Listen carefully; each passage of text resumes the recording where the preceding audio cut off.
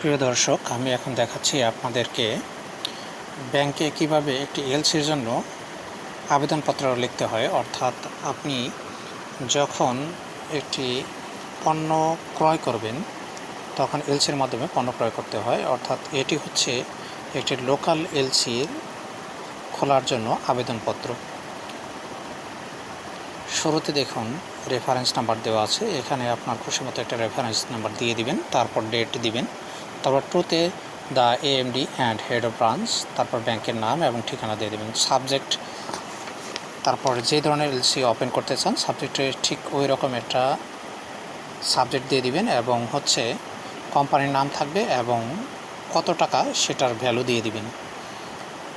তারপরে বডিতে দেখুন ডকুমেন্ট ইনক্লোজড, তার নিচে হচ্ছে LC application, proforma invoice and agreement. এগুলো হচ্ছে আবেদনপত্রের সাথে দিতে হবে।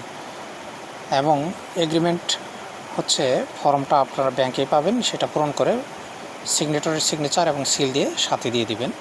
এবং দেখুন লেটারের নিচে ফর কোম্পানির নাম দেওয়া আছে এবং সিগনেচারের জায়গা আছে, সেখানে সিগনেচার দিয়ে জমা দিয়ে দিবেন।